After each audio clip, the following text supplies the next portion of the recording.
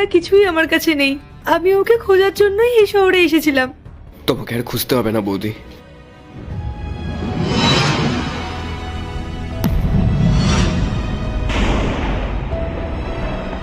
তুমি একদম ঠিক ঠিকানায় এসছো।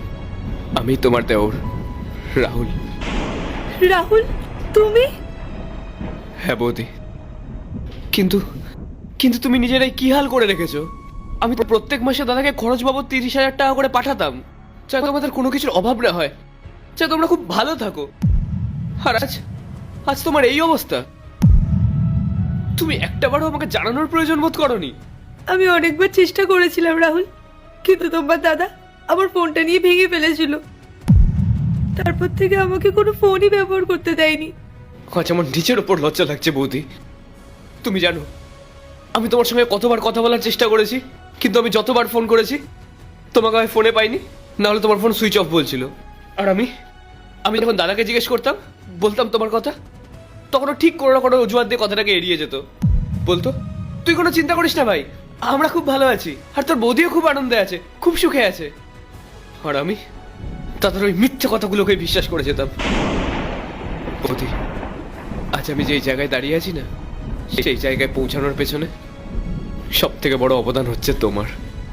তুমি নিজের শখ আহ্লাদ সবকিছু বিসর্জন দিয়ে আমাকে পড়িয়েছিলে। আর আজ আজ আমার বুকটা ফেটে যাচ্ছে বৌদি। যে মানুষটাকে আমি আমার দেবী মানতাম, আজ তার খারাপ সময় আমি তার পাশে থাকতে পারলাম না। আমাকে ক্ষমা করে দাও বৌদি, আমার অনেক বড় অন্যায় হয়ে গেছে। না রাহুল, তুমি কেন ক্ষমা চাইছো? তুমি তো তোমার দায়িত্ব ঠিকঠাকভাবে পালন করেছো। ছাড়ো, ভগবান যে শেষ পর্যন্ত আমাকে তোমার দরজায় এনে দাঁড় করিয়ে দিয়েছে, এটাই আমার কাছে অনেক বড় পাওয়া। আমার আর কোনো দুঃখ নেই ভাই। অনেক হয়েছে বৌদি, তোমার এক ফোঁটা চোখের জল আমি আর সহ্য করতে পারবো না।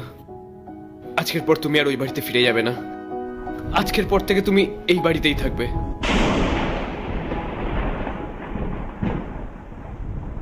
কিন্তু ভাই, তোমাদের সংসারে আমি কিভাবে? এই বাড়িতে তুমি কাজের লোক হয়ে থাকবে না বৌদি। আজকের পর থেকে এই বাড়ির সব থেকে বড় অভিভাবক হচ্ছে তুমি, এই বাড়ির গার্জিয়ান। আজকের পর থেকে তোমার অনুমতি ছাড়া এই বাড়িতে একটা কিচ্ছু হবে না। আসো বৌদি, ভেতরে আসো।